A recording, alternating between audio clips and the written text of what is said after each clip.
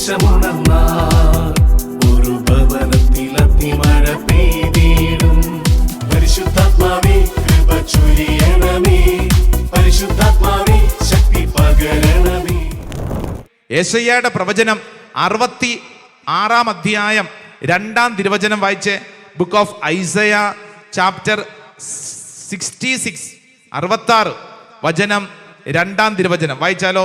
കർത്താവ് അരുളി ചെയ്യുന്നു, ഇവയെല്ലാം എന്റെ കരവേലയാണ്, ഇവയെല്ലാം എന്റേത് തന്നെ. ആത്മാവിൽ എളിമയും, 2 കാര്യങ്ങൾ പറയാണ്. ആത്മാവിൽ എളിമയും അനുതാപവും ഉണ്ടായിരിക്കുകയും എന്റെ വചനം ശ്രവിക്കുമ്പോൾ വിറയ്ക്കുകയും ചെയ്യുന്നവനെയാണ് ഞാൻ കടാക്ഷിക്കുന്നത്. കണ്ടോ, ദൈവത്തിന്റെ സ്വരം കേൾക്കാൻ നമുക്ക് 2 കാര്യങ്ങൾ ക്വാളിറ്റി ആവശ്യമാണെന്ന് വചനം പറയാണ്. ആത്മാവിൽ എളിമ. എളിമ എന്ത് വേണം? എളിമ. സ്വരത്തിൽ പറഞ്ഞ ഹല്ലേലൂയ, ഹല്ലേലൂയ. എന്താണ് ആത്മാവിൽ എളിമ എന്ന് പറഞ്ഞാൽ? എനിക്ക് എല്ലാം അറിയാം എന്നും പറഞ്ഞ് അവകാശവാദം ഉന്നയിച്ചിരിക്കരുത്. ചില ആളുകളുടെ പ്രത്യേകതയാ. പിന്നെ ഇതൊക്കെ ഞാൻ കേട്ടിട്ടുണ്ട്, പിന്നെ പണ്ട് തൊട്ട് ഞാൻ കേൾക്കണതാ. മത്തായി, മർക്കോസ്, ലൂക്ക, യോഹന്നാൻ, ഇവരെയൊക്കെ എനിക്ക് നല്ല പരിചയമുണ്ട്.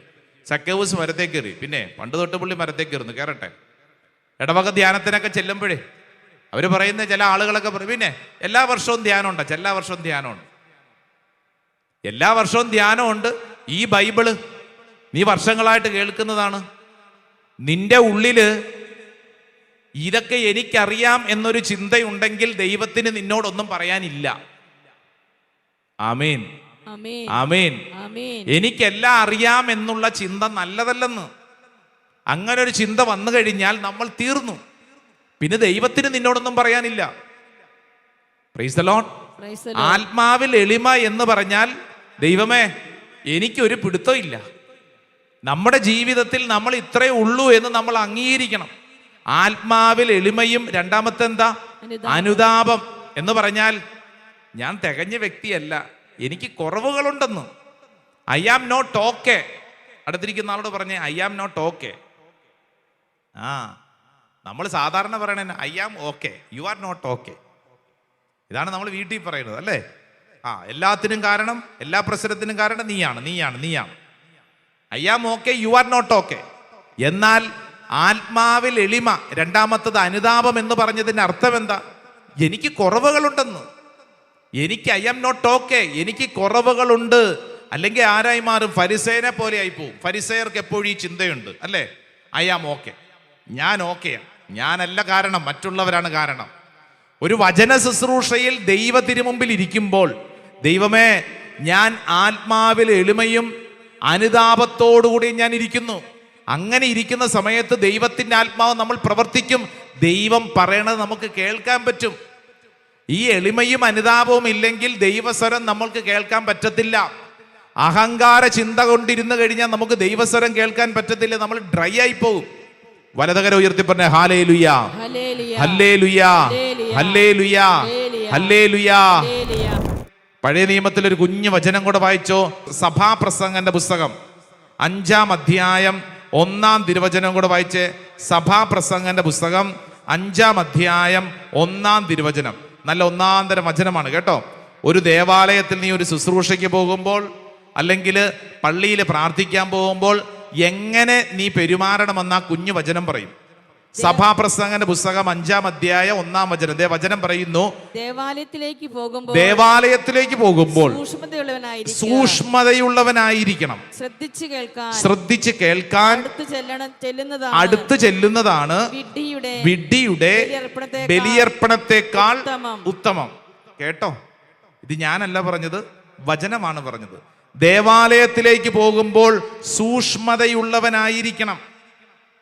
നീ നിന്റെ ഇടവകപ്പള്ളി ചെല്ലുമ്പോൾ, പരിശുദ്ധ കുർബാനയിൽ പങ്കെടുക്കാൻ പോകുമ്പോൾ, ഒരു ധ്യാന ശുശ്രൂഷയ്ക്ക് പോകുമ്പോൾ നമ്മൾ വളരെ സൂക്ഷ്മതയുള്ളവരായിരിക്കണം. എന്തിനാ പള്ളിയിൽ പോകുന്നത്? എന്തിനാ പള്ളിയിൽ പോകുന്നത്? എന്തിനാ പോണേ? ദൈവത്തെ ആരാധിക്കാൻ. അപ്പൊ ആരാധിക്കാനായിട്ട് നമുക്കുണ്ടായിരിക്കേണ്ട ഒന്നാമത്തെ കാര്യം എന്താ? നമുക്കൊരു സൂക്ഷ്മത വേണം. വചനം പറയുന്നു, ദേവാലയത്തിലേക്ക് പോകുമ്പോൾ സൂക്ഷ്മതയുള്ളവനായിരിക്കുക, ശ്രദ്ധിച്ച് കേൾക്കാൻ അടുത്ത് ചെല്ലുന്നതാണ് വിഡ്ഢിയുടെ ബലിയർപ്പണത്തെക്കാൾ ഉത്തമം എന്ന് പറഞ്ഞതേ. കുഞ്ഞു കാര്യം, പള്ളിയിലൊക്കെ പോയാൽ ഏറ്റവും അടുത്ത് പോയി പരിശുദ്ധ കുർബാനയും ശുശ്രൂഷകളും ധ്യാന ശുശ്രൂഷകൾക്ക് പോയാൽ ഏറ്റവും അടുത്ത് പോയി പങ്കെടുക്കണം. ആമേൻ. ചില ആളുകളെ കണ്ടിട്ടുണ്ട് ഏറ്റവും പുറകിൽ മൂലയിൽ ഇരുന്നേ പങ്കെടുക്കുള്ളൂ. അതായത് പള്ളിയിൽ ചെന്ന് കഴിയുമ്പോൾ ഏറ്റവും മൂലയിൽ പോയിരിക്കും. ഞാൻ കേട്ടാ പോരെ എന്ന് കേൾക്കാനാണെങ്കിൽ വീട്ടിൽ നിനക്ക് റേഡിയോയിലിരുന്ന് കേട്ടാ പോരെ, യൂട്യൂബിലിരുന്ന് കേട്ടാ പോരെ. ഒരു പള്ളിയിൽ പോകുന്നത് എന്തിനാ? ഒരു ദേവാലയത്തിൽ പോകുന്നത് എന്തിനാ? ഒരു ആലയത്തിൽ ശുശ്രൂഷയ്ക്ക് പോകും. നീ ആ ശുശ്രൂഷയിൽ ആരാധിക്കണമെങ്കിൽ നിന്റെ മനോഭാവം സൂക്ഷ്മതയുള്ള വ്യക്തിയായിരിക്കണം. ഇത് വചനം പറയുന്നത്, ഞാനല്ല പറയണത്. അപ്പൊ അതിനെ നമുക്ക് എന്ത് വേണം? അതിനുള്ളൊരു മനോഭാവം വേണം. പള്ളിയിൽ പോയി കഴിഞ്ഞാൽ പള്ളിക്കകത്ത് കയറാതെ മോണ്ടലത്തിൽ നിൽക്കുക, പറമ്പിൽ പോയി നിൽക്കുക, സൈക്കിൾ ഷെഡിന്റെ അകത്ത് നിൽക്കുക, കാർ പാർക്കിങ്ങിന്റെ അടുത്ത് നിന്ന് വർത്തമാനം പറയുക, കുർബാന കഴിയുമ്പോൾ തിരിച്ചു പോവുക. ഇതെന്തിനാണ്? അതുകൊണ്ട് എന്താ ഗുണമുള്ളത്? പ്രത്യേകിച്ച് ഈ കാലഘട്ടത്തിൽ നമ്മൾ ശ്രദ്ധിച്ചോ, മുതിർന്നവർ വളരെ ശ്രദ്ധിക്കണം. അപ്പൻ പള്ളിയിൽ കയറാതെ മോണ്ടലത്തിലും പുറത്തിലും നിന്നാൽ മകൻ എവിടെ നിൽക്കും? റോട്ടിൽ നിൽക്കും, ഉറപ്പാ. അപ്പൻ പള്ളിക്കകത്ത് കയറി കൈകൂപ്പി നിന്ന് കാണിച്ചാൽ മകനും പള്ളിക്കകത്ത് കയറും, ഇല്ലെങ്കിൽ കയറത്തില്ല. ഇത് അപ്പന് മാത്രമല്ല, എല്ലാവർക്കും ബാധകം. ചില ആളുകളുടെ ഒരു പ്രത്യേകതയാണ്. അവർ പറയാ പണ്ട് തൊട്ട് ഞാൻ ഇങ്ങനെയാ, പണ്ട് തൊട്ട് ഞാൻ ഇങ്ങനെ പറഞ്ഞുകൊണ്ടിരുന്നിട്ട് കാര്യമില്ല. ഈ കാലഘട്ടത്തിൽ നമ്മുടെ ജീവിതം മുന്നോട്ട് നീങ്ങപ്പെടണമെങ്കിൽ നമ്മൾ എടുക്കേണ്ട നിലപാടാണ് വചനം പറയുന്നത്. ദൈവസ്വരം കേൾക്കാൻ ഈ നോമ്പ് കാലഘട്ടത്തിൽ നമ്മൾ എടുക്കേണ്ട ഒരു നിലപാടാണ് ദൈവസ്വരം കേൾക്കാനുള്ള ഒരു തീരുമാനം. പള്ളിയിൽ വരാൻ, പള്ളിക്കകത്തോട്ട് കയറിയിരിക്കാൻ, വചനം വായിക്കാൻ, ശുശ്രൂഷയോട് താല്പര്യം, സൂക്ഷ്മതയുള്ള വ്യക്തിയായിരിക്കട്ടെ. 2 കരങ്ങൾ സ്വർഗത്തിലേക്ക് ഉയർത്തിപ്പിടിച്ച് കണ്ണുകളടച്ച് പ്രാർത്ഥിക്കുക. പലപ്പോഴും നമ്മൾ പല പ്രശ്നത്തിലൂടെയും കടന്നു പോകുമ്പോൾ നമ്മൾ തന്നെ പ്രശ്നത്തിന് പരിഹാരം കണ്ടെത്താൻ ശ്രമിക്കാറുണ്ട്. അത് അപകടം പിടിച്ച പരിപാടിയാണ്. ഇതാ വചനം പറയുന്നു, സെൽഫ് ടോക്ക് നടത്തി നീ സ്വയം ഉത്തരം കണ്ടെത്താൻ പരിശ്രമിച്ച് ജീവിതത്തെ കുളമാക്കരുത്. മറിച്ച് ദൈവത്തോട് ആലോചന ചോദിക്കണം. ദൈവമേ, ഞാൻ എന്താണ് ചെയ്യേണ്ടത്? എൻ്റെ ജീവിതത്തിൽ ഞാൻ എങ്ങനെയാണ് ബലപ്പെടേണ്ടത്? ഈ പ്രശ്നത്തെ ഞാൻ എങ്ങനെയാണ് പരിഹരിക്കേണ്ടത്? വചനം പറയുന്നു, ആ പ്രശ്നത്തിനുള്ള പരിഹാരം ആ പ്രശ്നത്തിനുള്ളിൽ തന്നെ ദൈവം ഒളിപ്പിച്ച് വെച്ചിട്ടുണ്ട്. ഇത് മനസ്സിലാക്കാൻ, ദൈവസ്വരം കേൾക്കാൻ തീരുമാനിക്കുക. 2 കരങ്ങൾ ഉയർത്തിപ്പിടിച്ച് സാമുവേല് പ്രാർത്ഥിച്ചതുപോലെ ഞങ്ങളും പ്രാർത്ഥിക്കുന്ന ദൈവമേ, അങ്ങ് അരുളി ചെയ്താലും അങ്ങയുടെ ദാസനിതാ ശ്രവിക്കുന്നു. കേൾക്കാനുള്ള മനസ്സുണ്ടാവണം. കരങ്ങൾ ഉയർത്തിപ്പിടിച്ചോ.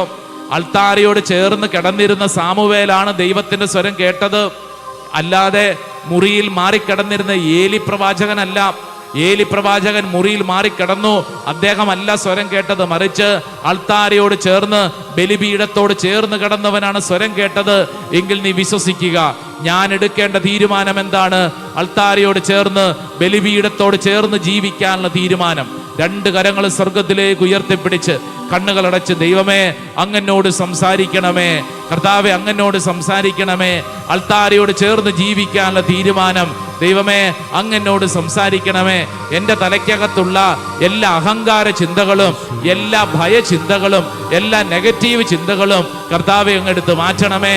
അങ്ങനോട് സംസാരിക്കണമേ. 2 കരങ്ങൾ സ്വർഗത്തിലേക്ക് ഉയർത്തി ഈശോയേ എന്ന് വിളിച്ച് ഒന്ന് സ്തുതിച്ചെന്ന് പ്രാർത്ഥിക്കട്ടെ. ഓ ദൈവമേ, ഞങ്ങൾ വിശ്വസിച്ച് പ്രാർത്ഥിക്കുന്നു. ഈ ശുശ്രൂഷ സമയത്ത് ഓരോ വ്യക്തിയുടെ മേലും അത്ഭുതകരമായ ദൈവകൃപ ചൊരിയപ്പെടട്ടെ. തടസ്സങ്ങൾ മാറട്ടെ, കെട്ടുകൾ അഴിയപ്പെടട്ടെ, ദൈവശക്തി വെളിപ്പെടട്ടെ. ഓ ശക്തിയെ ഞങ്ങൾ വിശ്വസിച്ച് പ്രാർത്ഥിക്കുന്നു. ഇപ്പോൾ ഈ ശുശ്രൂഷയിൽ പങ്കെടുക്കുന്ന ഓരോ വ്യക്തിയിലേക്കും ഈ അഭിഷേകം വെളിപ്പെടട്ടെ. പിതാവിന്റെയും പുത്രന്റെയും പരിശുദ്ധാത്മാവിന്റെയും നാമത്തിൽ ആമേൻ, ആമേൻ, ആമേൻ, ആമേൻ. സാധിക്കുന്ന എല്ലാവരും മുട്ടുകുത്തുക. നമ്മൾ ദൈവത്തിന് മുമ്പിൽ ഒരല്പസമയം ആരാധനയിൽ പ്രാർത്ഥിക്കുകയാണ്. ഈശോയെ, എൻ്റെ മേൽ അത്ഭുതകരമായി അങ്ങ് പ്രവർത്തിക്കണമേ.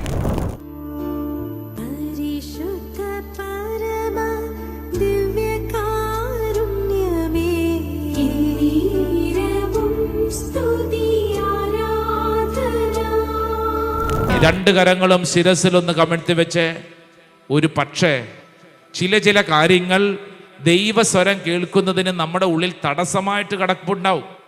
ഒരു പക്ഷേ ദൈവസ്വരത്തിന് പകരം നമ്മുടെ തലയ്ക്കകത്ത് ഏതെങ്കിലും വ്യക്തികൾ പറഞ്ഞ ചില കാര്യങ്ങളാണോ കിടക്കുന്നത്? ഒരുപക്ഷെ നിന്റെ ജീവിതത്തിൽ ചില വ്യക്തികൾ നിന്നെ അത്രമേൽ സ്വാധീനിച്ചിട്ടുണ്ടാവും. ആ വ്യക്തികൾ നിന്നോട് ചില കാര്യങ്ങൾ പറഞ്ഞിട്ടുണ്ടാവും. ഏതെങ്കിലും പുസ്തകങ്ങൾ വായിച്ചപ്പോൾ ചില കാര്യങ്ങൾ നിന്റെ തലയ്ക്കകത്തോട്ട് കയറിയിട്ടുണ്ടാവും. ഒരുപക്ഷെ യൂട്യൂബിൽ കണ്ട ഏതെങ്കിലും ഒരു കാര്യത്തെക്കുറിച്ച് നിന്റെ തലയ്ക്കകത്തുണ്ടാവും. നിന്റെ ജീവിതത്തിൽ നീ ഇന്നോളം വളർന്നു വന്ന സാഹചര്യത്തിൽ ദൈവസ്വരത്തെ മാറ്റിവെച്ചിട്ട് നിന്നെ നയിക്കുന്ന ചിന്ത, നിന്റെ തലയ്ക്കകത്ത് കയറിയിരിക്കുന്ന സ്വരം ആരുടേതാണ്? ഏതെങ്കിലും വ്യക്തികൾ നിന്നെ മിസ്ഗൈഡ് ചെയ്യുന്നുണ്ടോ? ഒരുപക്ഷെ നിനക്ക് ദൈവസന്നിധിയിൽ സ്വരം കേൾക്കാൻ പറ്റാത്തവണ്ണം നിനക്ക് ചില വ്യക്തികളോ പ്രസ്ഥാനങ്ങളോ ആശയങ്ങളോ പുസ്തകങ്ങളോ പറഞ്ഞു തന്ന സ്വരം നിന്റെ തലയ്ക്കകത്തുണ്ടോ? ഈശോയെ, ഇപ്രകാരമുള്ള ഈ തടസ്സം എടുത്ത് മാറ്റണമേ. നിന്റെ സ്വരം കേൾക്കാൻ തക്കവണ്ണം കർത്താവേ എന്നെ ബലപ്പെടുത്തണം. കർത്താവെ, ഞാൻ ആഗ്രഹിക്കുന്നു, ഓരോ വ്യക്തിയും ആഗ്രഹിക്കണം, ദൈവമേ അങ്ങയുടെ സ്വരം കേൾക്കാൻ തക്കവണ്ണം കർത്താവെ എനിക്ക് കൃപ വേണം. ഒരുപക്ഷെ നമ്മുടെ ഉള്ളിൽ ഏതെങ്കിലും ഭയചിന്തകൾ കയറിയിട്ടുണ്ടോ? ദൈവസ്വരം കേൾക്കാൻ പറ്റാത്തവണ്ണം ഭയചിന്തകൾ, എന്തെങ്കിലും കുറവുകൾ, എന്നെ കൊള്ളിയേല, എൻ്റെ കുടുംബ പശ്ചാത്തലം ഇങ്ങനെയാണ്, എൻ്റെ മാതാപിതാക്കൾ ഇങ്ങനത്തെ ഒരവസ്ഥയാണ്, എനിക്ക് കുറെ തെറ്റായ കാര്യങ്ങൾ സംഭവിച്ചിട്ടുണ്ട്, ഞാൻ ഒരിക്കലും നന്നാവില്ല, എനിക്ക് കഴിവില്ല, എനിക്ക് പണമില്ല, എനിക്ക് ആൾബലമില്ല, ഞാൻ ഒറ്റപ്പെട്ട വ്യക്തിയാണ്, എൻ്റെ ജീവിതം ഇങ്ങനെയൊക്കെ തന്നെ തീരും, ഞാൻ നശിച്ചൊരു വ്യക്തിയാണ് എന്നിങ്ങനെ നമ്മുടെ തലയ്ക്കകത്ത് കുറേ നെഗറ്റീവ് ചിന്തകൾ കടന്നു വന്നിട്ടുണ്ടോ? നീ ഈ സമയത്ത് നീ നിന്നോട് തന്നെ പറയണം, എൻ്റെ ദൈവം വലിയവനാണ്, എൻ്റെ ദൈവം എന്നോട് സംസാരിക്കുന്നു. ദൈവമേ, അങ്ങ് എന്നിൽ ഇടപെടണമേ, അങ്ങ് എന്നിൽ ഇടപെടണമേ.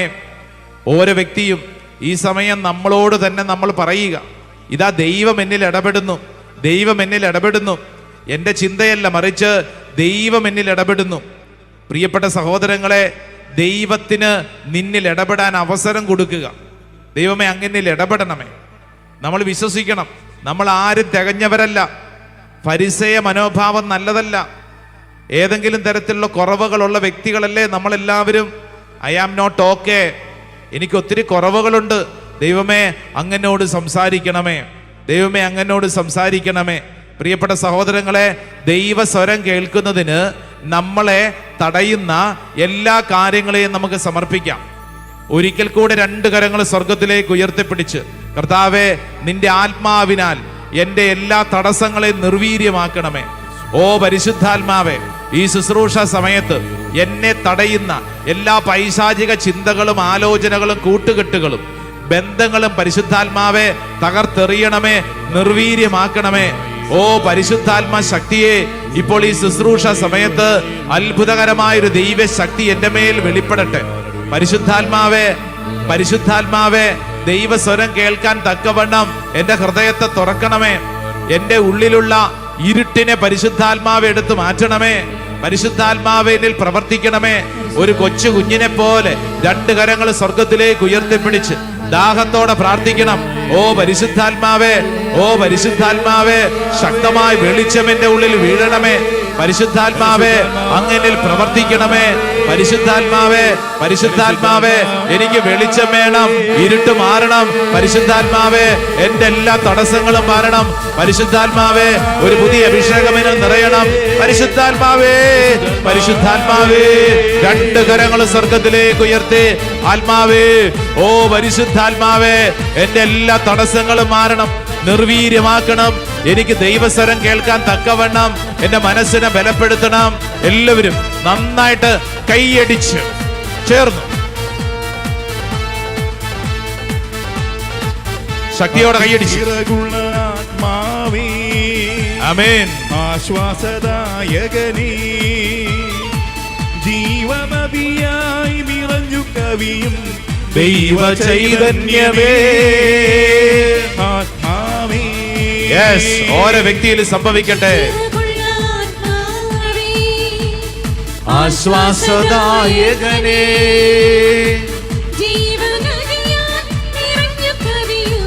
ദൈവ ചൈതന്യമേ, ചേർന്ന് ചേർന്ന് ചിറകുള്ള ആത്മാവേ, ആശ്വാസദായകനേ ജീവനദിയായി നിറഞ്ഞു കവിയൂ ദൈവ ചൈതന്യമേ ആത്മാവേ ആമേൻ ആശ്വാസദായകനേ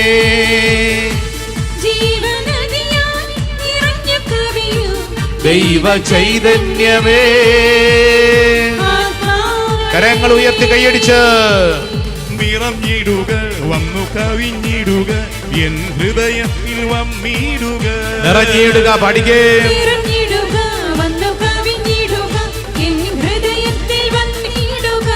നിറഞ്ഞിടുക വന്നു കവിഞ്ഞിടുക എൻ ഹൃദയത്തിൽ വന്നിടുക നിറഞ്ഞിടുക നിറഞ്ഞിടുക വന്നു കവിഞ്ഞിടുക എൻ ഹൃദയത്തിൽ വന്നിടുക രണ്ട് കരങ്ങളെ സ്വർഗത്തിലേക്ക് ഉയർത്തി പരിശുദ്ധാത്മാവേ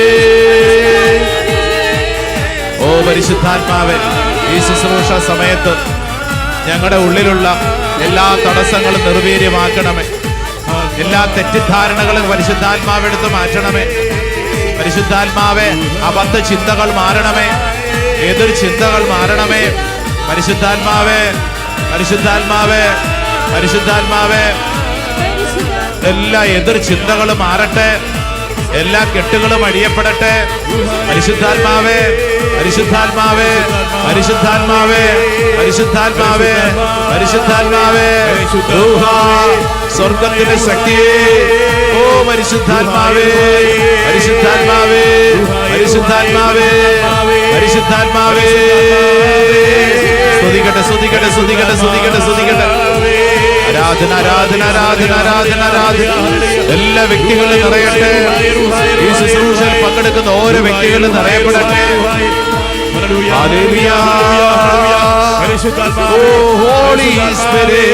പരിശുദ്ധാത്മാവേ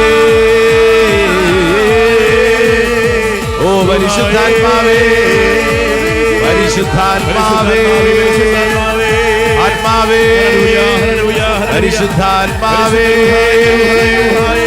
ആത്മാവേ പരിശുദ്ധാത്മാവേ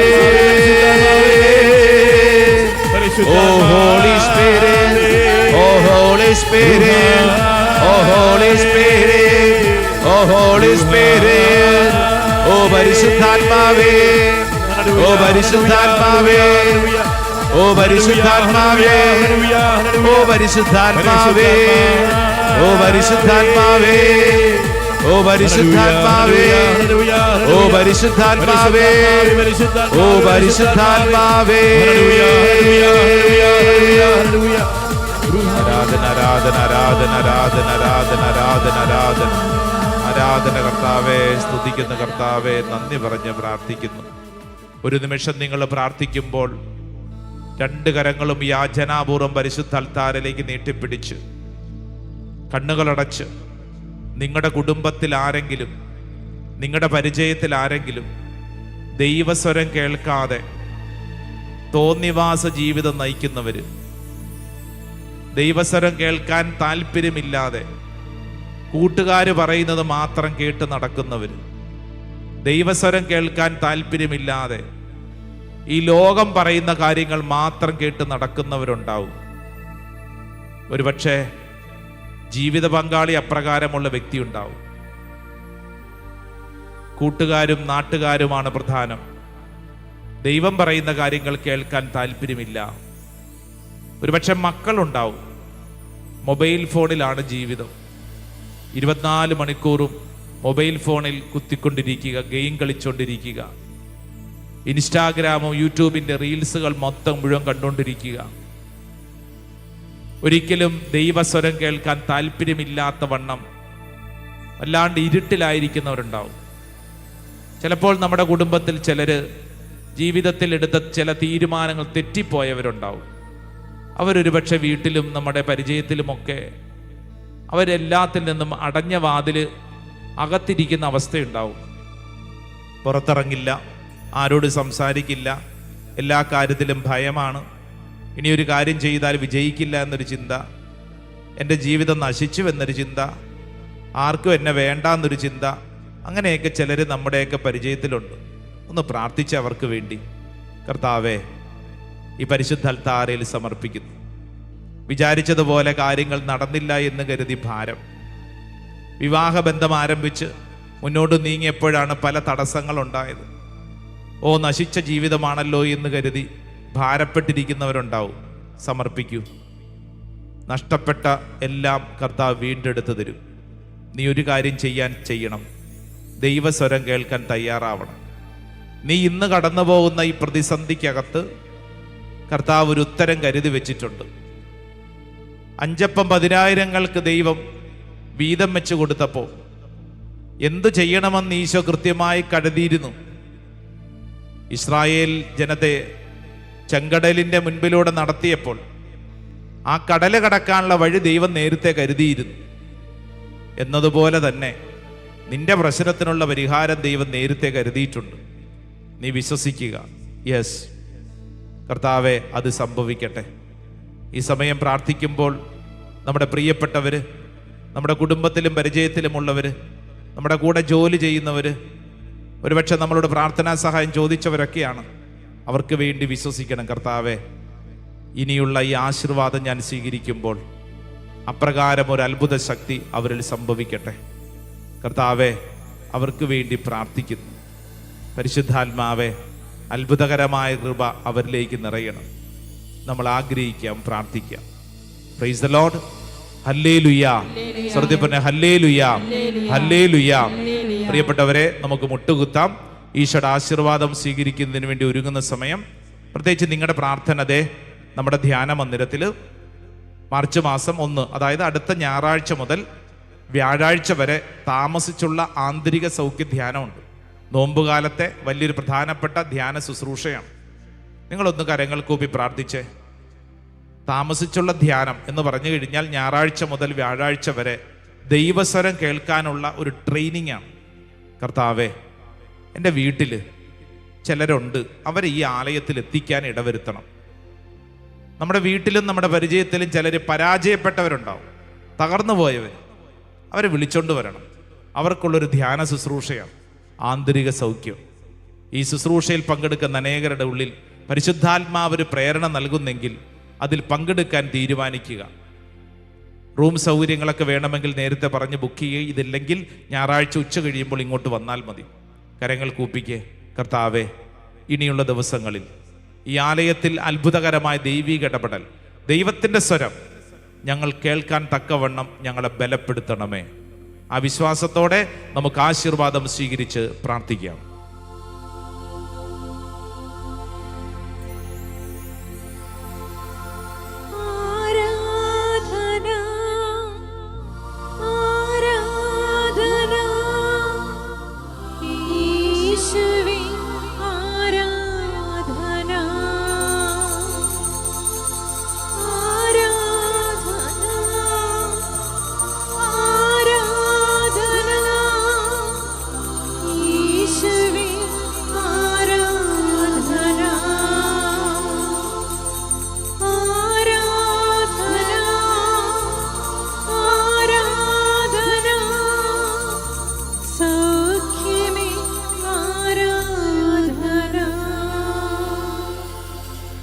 പരിശുദ്ധ പരമമാ ദിവ്യകാരുണ്യമേ,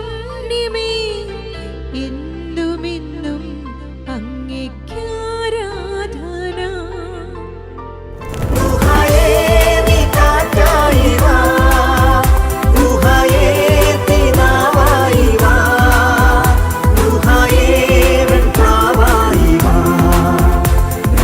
ും